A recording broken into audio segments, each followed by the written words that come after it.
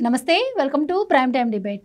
AP assembly సమావేశాలు విజయవంతంగా ముగిశాయి. ఈసారి కూడా జగన్మోహన్ రెడ్డి గారు అసెంబ్లీ సమావేశాలకు రాలేదు. అయితే అసెంబ్లీ జరిగిన తీరు, జరిగిన సరళిపై ఈరోజు డిబేట్లో చర్చిద్దాం. ఇన్ కేసు ఒకవేళ జగన్మోహన్ రెడ్డి గారు అసెంబ్లీకి వచ్చి ఉంటే సభ ఏ విధంగా ఉండేది అనేది కూడా మాట్లాడుకుందాం. ఈరోజు డిబేట్లో పార్టిసిపేట్ చేయడానికి స్టూడియోలో ఉన్నారు సీనియర్ జర్నలిస్ట్ సత్యమూర్తి గారు, అలాగే మరో senior journalist doctor Durga Vadlamani గారు. నమస్కారం సార్. నమస్తే అండి సార్. అసెంబ్లీ సమావేశాలు ఈ రోజుతో ముగిశాయి. సమావేశాలు ఎలా జరిగాయని మీరు ఫీల్ అవుతున్నారు? అలాగే సమావేశాలు జరుగుతున్నన్ని రోజులు జగన్మోహన్ రెడ్డి గారి గురించి కూడా చర్చ అదే విధంగా నడిచింది, ఆయన రాకపోవడం వల్ల. ఇప్పుడు నేను అన్నట్టు ఆయన వస్తే ఏ విధంగా ఉండేదంటారు? ఇంకా అయిపోయిన పెళ్ళికి బ్యాండ్ మేళం ఎందుకు? జగన్మోహన్ రెడ్డి రావటం రాకపోవటం ఆయన చెప్పాడు, నేను రానన్నాడు. నువ్వు రాకపోయినంత మాత్రాన అసెంబ్లీ ఆగిపోతుందా? ఆగదు కదా. అసెంబ్లీ ఉన్నది ప్రజా సమస్యలు చర్చించటానికి, వాటికి పరిష్కారాలు కనుక్కోవటానికి, వాటిని ప్రభుత్వం ఎట్లా ఇంప్లిమెంట్ చేస్తుందో చూడటానికి. అంతే తప్ప జగన్మోహన్ రెడ్డి వచ్చాడా రాలేదా అని ఎవరు చూడరు, ఎవరు పట్టించుకోరు. అందుకనే జగన్మోహన్ రెడ్డి ఏం చేశారు, ఈ విషయం జగన్మోహన్ రెడ్డికి కూడా తెలుసు.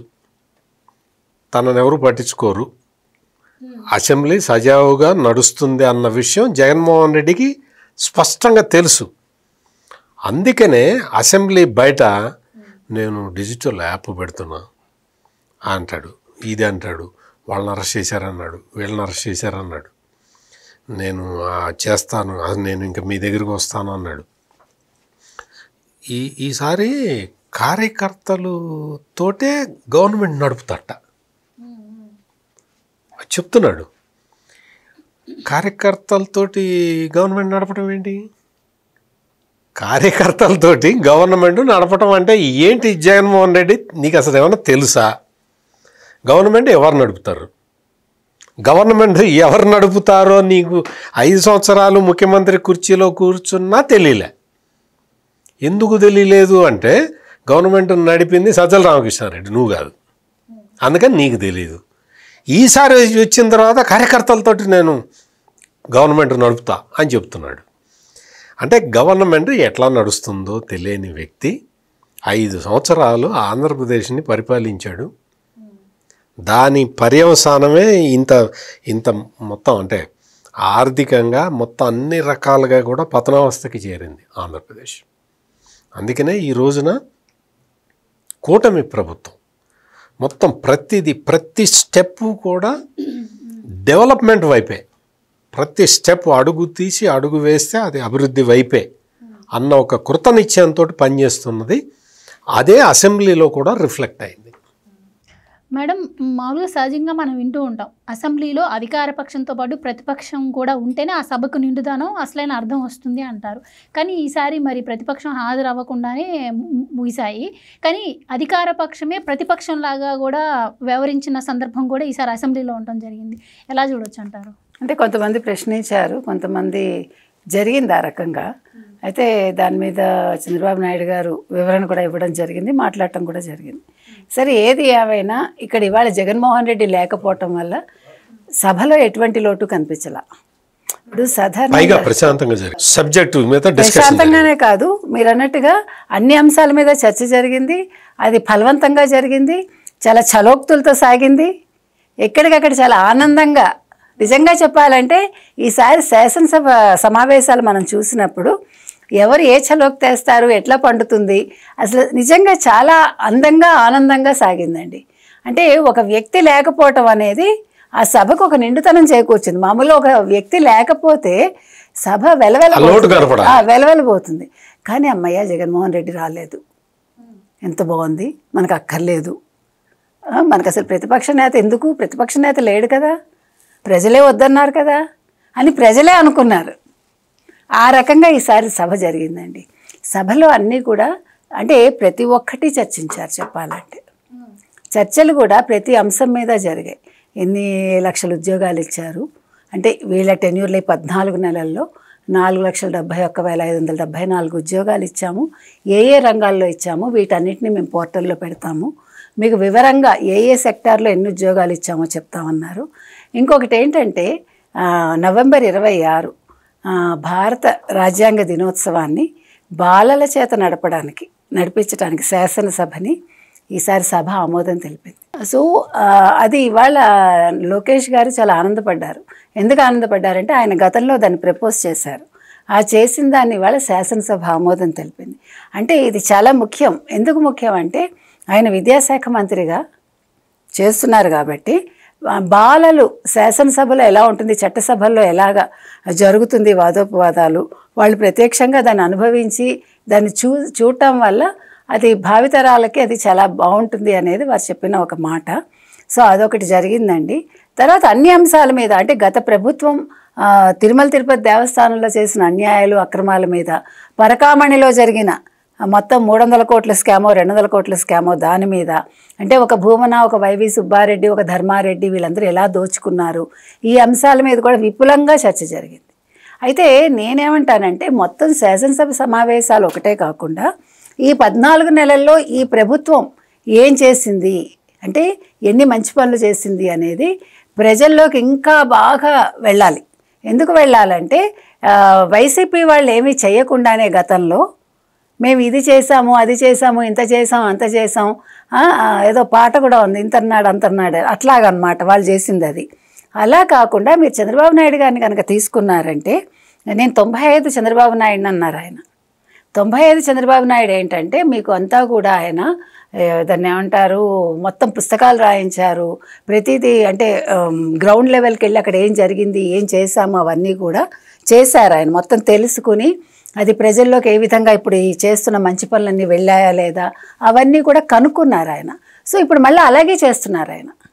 ఇప్పుడు ఫస్ట్ 6 నెలల్లో ప్రజల అభిప్రాయం ఎలా ఉండింది ఈ ప్రభుత్వం మీద, కూటమి ప్రభుత్వం మీద, ఇప్పుడు ఏ రకంగా వాళ్ళలో మార్పు వచ్చింది, how much they are satisfied అనేది ఇప్పుడు మనకి తేటతెల్లమైంది. అంటే మొదటి 6 నెలల్లో అయోమయంగా ఉంది, ప్రభుత్వానికి అయోమయంగా ఉంది, ప్రజలకి అయోమయంగా ఉంది. ఎందుకంటే ఒక విధ్వంస పాలన నుంచి ఒక దాన్ని ఏమంటే ప్రభుత్వాన్ని చంద్రబాబు నాయుడు గారు చేతిలోకి తీసుకున్నారు. ఈయన పగ్గాలు చేతపట్టే నాటికి అన్ని అయోమయంగా అస్తవ్యస్తంగా ఉన్నాయి, ఎక్కడికక్కడ అప్పులు కుప్పగా ఉంది. దాన్ని ఒక ఘాటిని పెట్టి ఇన్ని పరిశ్రమలు తీసుకొచ్చి ఇన్ని లక్షల ఉద్యోగాలు కల్పించి ఇంత మార్పు తీసుకొచ్చాక ముఖ్యంగా ఏ సూపర్ 6 అయితే ఈరోజు హిట్ అంటున్నామో అది ప్రజలు చాలా సంతోషపడుతున్నారు. వాళ్ళు వైసీపీ వాళ్ళు పక్క ఫట్ అంటే వైసీపీ ఫట్ అయింది, సూపర్ 6 ఫట్ అవ్వలేదు, సూపర్ 6 హిట్ అయిందని ప్రజలు చెప్తున్నారు. కాబట్టి ఇవన్నీ కూడా గ్రౌండ్ లెవెల్ నుంచి ఆయన రిపోర్ట్స్ తెచ్చుకున్నారు. ఈ రిపోర్ట్ కార్డ్స్ అనేది ఆయనకి 95 నుంచి అలవాటే. అందుకని ఇవాళ మీరు చంద్రబాబు నాయుడు గారిలో ఒక కొత్త చంద్రబాబు నాయుడు గారిని చూసిన ఆయనలో చాలా మార్పు వచ్చింది. అంటే ఆయనకి వయసు పెరిగే కొద్దీ విజ్డమ్ కూడా పెరుగుతోంది. ఆయనకి వయసు పెరిగే కొద్దీ ఇంకా ఓపిక ఎక్కువైతుంది. నన్ను అడిగితే ఆయన 48 గంటల్లో చేయాల్సిన పని 24 గంటల్లో చేస్తున్నారు ఆయన చెప్పాలంటే. అంటే అంత చురుగ్గా చేస్తున్నారు. అంటే ఒక ముఖ్యమంత్రి అంటే ఇలా ఉండాలి. ఈ చంద్రబాబు నాయుడు గారు రావడం వల్ల రాష్ట్రానికి ఇంత మంచి జరిగింది. అది ఇవాళ శాసనసభలోనూ ప్రతిఫలించింది, అది ప్రజల్లోనూ ప్రతిఫలించింది. కాబట్టి ఇది అండి శాసనసభ అంటే ఇలా ఉండాలి. అంటే ఇవాళ జగన్మోహన్ రెడ్డి ఇంట్లో కూర్చుని లేకపోతే అక్కడెక్కడో యలహంక ప్యాలెస్లో కూర్చుని కుళ్ళిపోయి లేకపోతే తన కేసుల గురించి న్యాయవాదులతో చర్చించుకుంటూ, అంటే ఒక ప్రజాప్రతినిధి ఎలా ఉండకూడదో మనకి ప్రత్యక్షంగా జగన్మోహన్ రెడ్డి చూపించాడు. శాసనసభలో ఒక ప్రజాప్రతినిధి ఎలా ఉంటారు, ఒక సామాన్య కార్యకర్తలాగా చంద్రబాబు నాయుడు ఎలా పనిచేస్తారు, తన దగ్గరుండే వాళ్ళని ఎలా పని చేయిస్తారు, ఇవాళ లోకేష్ని ఎలా తీర్చిదిద్దారు, కొడుకు అయినప్పటికీ వాళ్ళ కొడుకుగా ఆయన ట్రీట్ చేయట్లా, ఒక శాసనసభ నేతగానే చూస్తున్నారు. కాబట్టి ఈ మార్పులన్నీ ఇవాళ మనకి శాసనసభలో ప్రతిఫలించాయి. కాబట్టి ఖచ్చితంగా ఈ శాసనసభ రికార్డే నన్ను అడిగితే. అంటే ఇదొక ప్రత్యేకమైన శాసనసభ.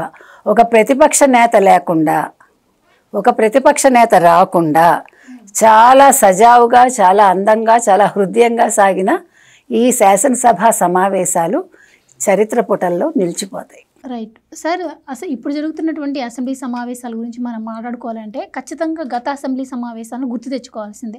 బాబు గారు ఒక మాట అన్నారు, గౌరవ సభ మారి నాకే వస్తాను అని చెప్పి. సో ఇప్పుడు గౌరవ సభగా అసెంబ్లీ నడుస్తుంది అనుకోవచ్చా? ఏం చెప్తారు మీరు? ఒక అసెంబ్లీలో జరుగుతున్న సమావేశాల గురించి కావచ్చు, అక్కడ జరుగుతున్నటువంటి చర్చల గురించి కావచ్చు, మీ అభిప్రాయం ఏంటి? మంచి క్వశ్చన్ అడిగారు. ఎందుకంటే కొంచెం అందరూ కూడా ఆలోచించాల్సిన క్వశ్చన్ ఇది. గతంలో మనం ఎట్లా జరిగింది, అసెంబ్లీ ఎట్లా జరిగింది అనేది మనం చూసాం. అతను ఎవరో ఒక అతను ఉండేవాడు, అతను ఈ మద్యం కుంభకోణంలో కూడా ఉన్నాడు. అప్పట్లో ఉప ముఖ్యమంత్రిగా ఉండేవాడు. నారాయణ స్వామి. చంద్రబాబు నాయుడిని, అంటే నన్ను క్షమించండి, మీరు చంద్రబాబు నాయుడిని ముండా అన్నాడు. ఒక్కసారి కాదు, ఒక 5-6 సార్లు ఆ మాట, ఆ పదాన్ని అతను ప్రయోగిస్తే ఆ రోజున సభా నాయకుడిగా ఉన్న జగన్మోహన్ రెడ్డి నవ్వాడు. ఎంత నిజంగా బాలకృష్ణ అన్నాడు కదా, హిందూపూర్ ఎమ్మెల్యే బాలకృష్ణ ఒక పదాన్ని అన్నాడు జగన్మోహన్ రెడ్డి గురించి. మరి చంద్రబాబు నాయుడిని పట్టుకొని ఒక ఉప ముఖ్యమంత్రి స్థానంలో ఉన్న ఒక వ్యక్తి అంత దారుణమైన పదజాలాన్ని ఉపయోగించినప్పుడు దాన్ని ఎంజాయ్ చేసిన వ్యక్తిని ఏమంటారు? బాలకృష్ణ అన్నట్టే అంటారు కదా. బాలకృష్ణ ఏమన్నాడో అందరికీ తెలుసు, అదే అంటారు కదా. అదే కాకుండా కొడాలి నాని ఒక 2.5 సంవత్సరాలు మంత్రిగా ఉన్నాడు, ఆ తర్వాత ఎమ్మెల్యేగా ఉన్నాడు. అతను మాట్లాడే విధానం ఎంత దారుణంగా చంద్రబాబు నాయుడిని వ్యక్తిగతంగా టార్గెట్ చేస్తూ అతను మాట్లాడిన విధానాన్ని కూడా మనందరం చూసాం. అట్లా పర్సనల్గా అటాక్ చేస్తున్నప్పుడు సభానాయకుడిగా ఉన్న జగన్మోహన్ రెడ్డి నవ్వుకుంటూ కూర్చున్నాడు తప్ప. అట్లా తప్పయా, అట్లా అనకూడదు, నీకు నాకు కూడా తండ్రి లాంటి వాడు అని ఒక్క మాట నోట్లో నుంచి రాలే. ఇంకొక అతను జోగి రమేష్ అనే ఒక అతను ఉన్నాడు. అతను రఘురామకృష్ణరాజుని, ఆ రోజు పార్లమెంటు సభ్యుడు, ఈ రోజున ఉపసభాపతి, ఆయన్ని పట్టుకొని అరే లుచ్చా అని ఒక పదాన్ని వాడాడు. నేను ఆ పదాన్ని వాడలేకపోతున్నాను. ఆ పదాన్ని వాడితే నిండు శాసనసభలో ఆ జోగి రమేష్ అనే వ్యక్తి ఆ పదాన్ని వాడితే జగన్మోహన్ రెడ్డి నవ్వాడు, ఎంతో ఆనందంగా నవ్వాడు. ఇట్లా 1 కాదు 2 కాదు, చంద్రబాబు నాయుడు సతీమణి గురించి వ్యక్తిగతంగా అత్యంత నీచంగా హేయమైన పదజాలాన్ని వాడి హెకిల్ చేసి నవ్వుకుంటున్న వాళ్ళని 150 మందిని సపోర్టు చేశాడు ఆ ఒక్కడు, 151వ వాడు, పులివెందుల ఎమ్మెల్యే. అంటే ఎంత దారుణం, ఎంత అన్యాయం. శాసనసభని ఆ రోజా మాట్లాడిన మాటలు కానీ, లేకపోతే ఆ విడుదల రజని మాట్లాడిన మాటలు కానీ, లేకపోతే ఆ జలవనరుల శాఖ మంత్రులుగా పనిచేసిన 2 అంబటి రాంబాబు, అతను అనిల్ కుమార్ యాదవ్ మాట్లాడిన మాటలు, ఎకిలి మాటలు, ఎగతాళి మాటలు. అచ్చెన్నాయుడిని, ఈరోజు అగ్రికల్చర్ మంత్రిగా ఉన్న అచ్చెన్నాయుడిని పట్టుకొని సాక్షాత్తు జగన్మోహన్ రెడ్డి, ఏ అచ్చం కూర్చో, ఏంటా మాటలు, అంత అహంకారపూరితంగా మాట్లాడిన అచ్చెన్నాయుడు ఈ రోజున రాష్ట్రానికి వ్యవసాయ శాఖ మంత్రి అయ్యాడు. నువ్వేమయ్యావు?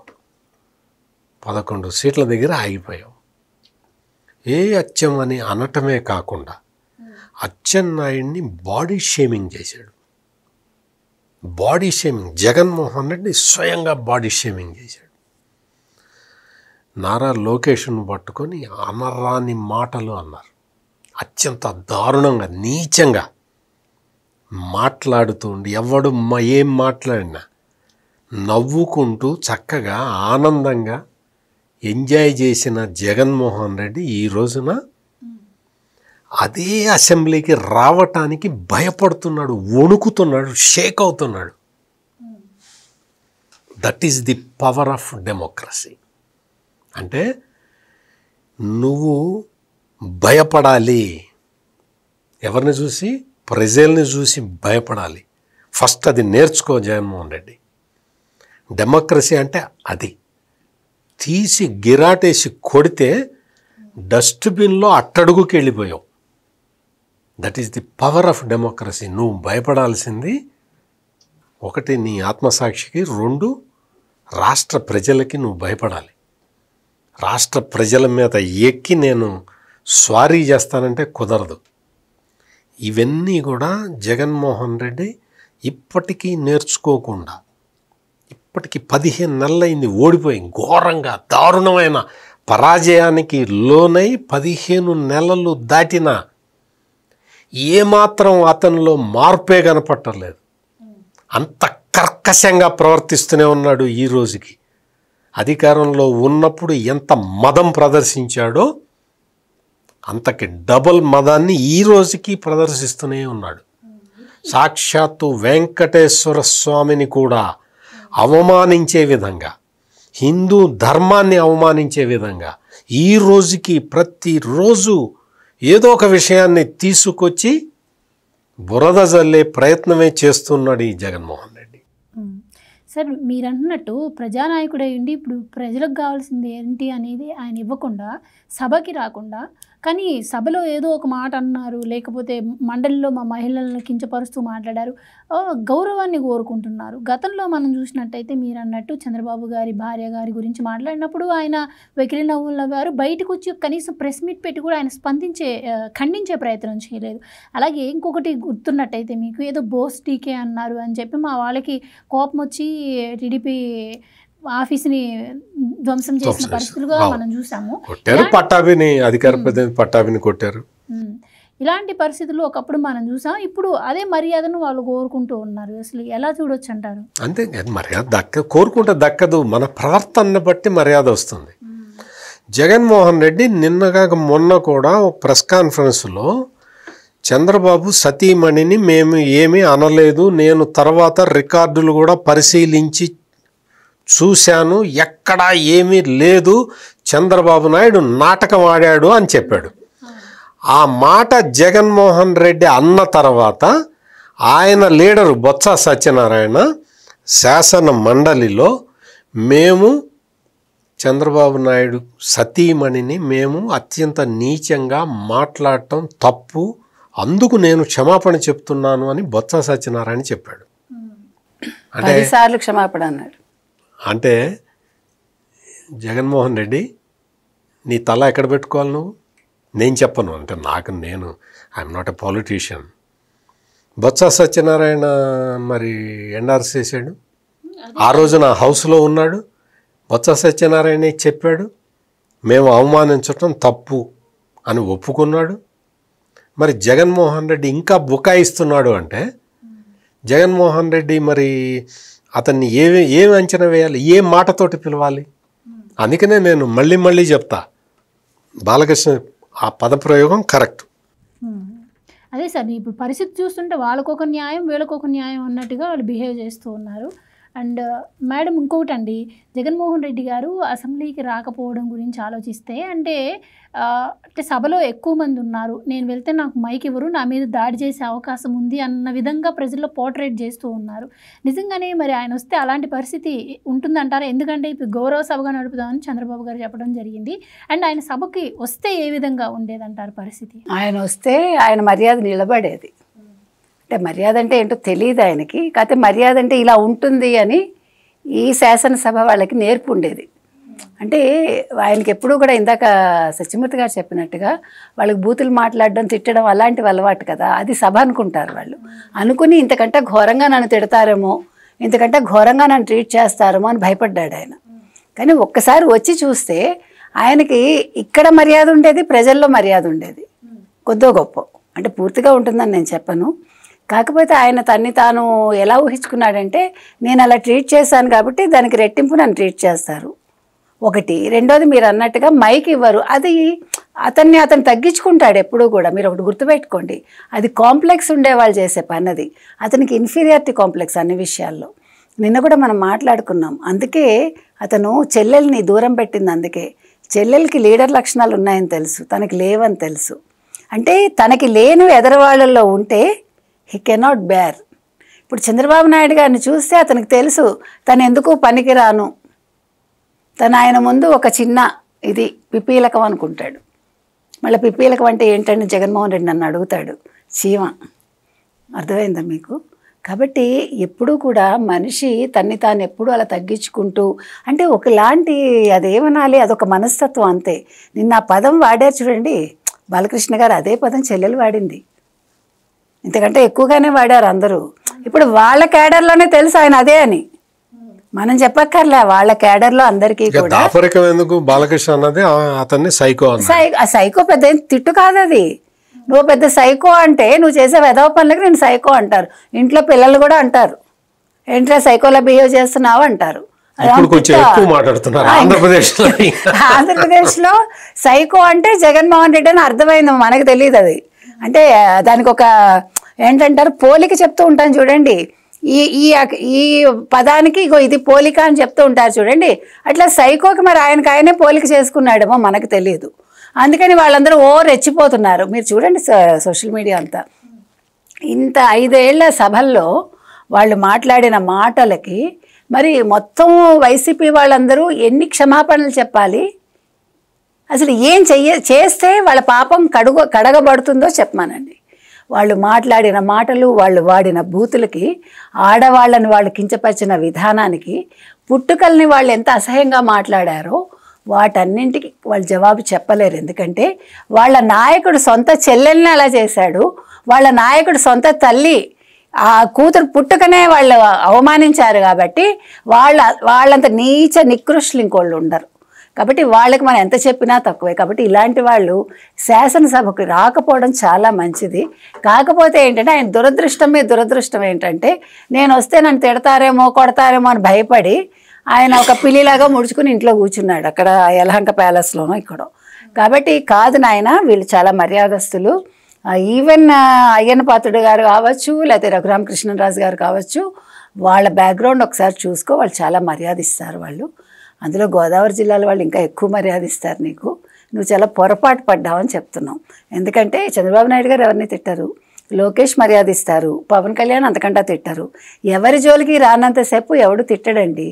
ఎప్పుడు తిడతారు ఎవడైనా? నిన్ను మించి నువ్వు ఎదరవాళ్ళని తిట్టినప్పుడు కాదు, నువ్వు నిన్ను మించి కాదు, నువ్వు ఇది అని చెప్పించడానికి తిడతారు. ఇక్కడ అవకాశం అసలు రాదు. ఎందుకంటే వాళ్ళందరికీ అంత టైం లేదు, నేను తిట్టేంత టైం ఎవరికి లేదు. అక్కడ సజావుగా సభ జరగాలి, అన్ని అంశాల మీద చర్చ జరగాలి. మంచి నిర్ణయాలు తీసుకున్నారు.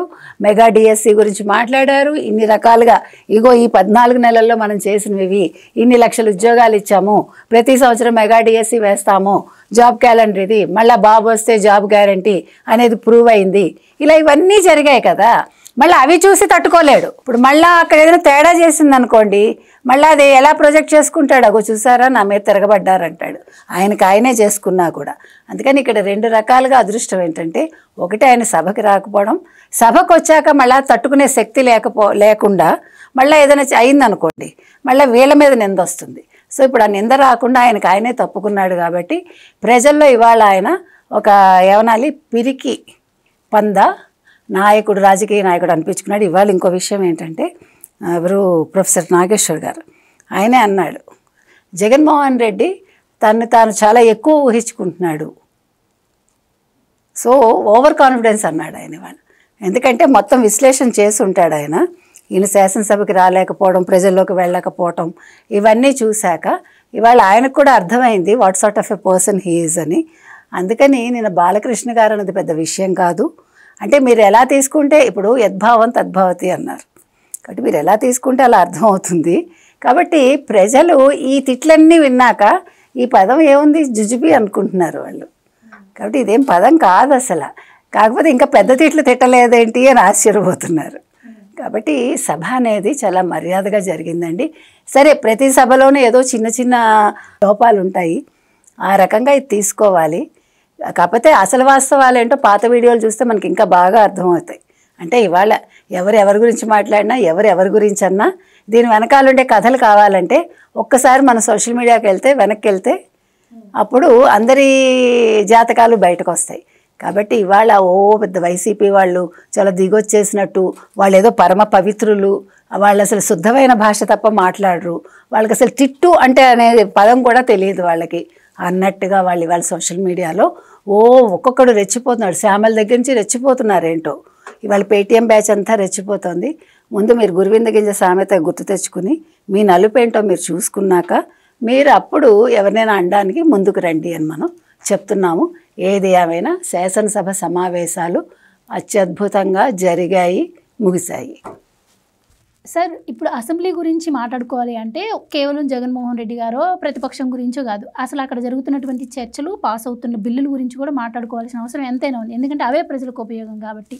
మరి ఏంటి ఈసారి అసెంబ్లీ సమావేశాల్లో ఎలాంటి బిల్లులు పాస్ అయ్యాయి అండ్ ఇంకోటి ముఖ్యంగా ఏంటంటే అసెంబ్లీ సమావేశాల్లో ఎమ్మెల్యేలు వివరించిన తీరు కూడా కొంచెం వివాదాస్పదమైంది.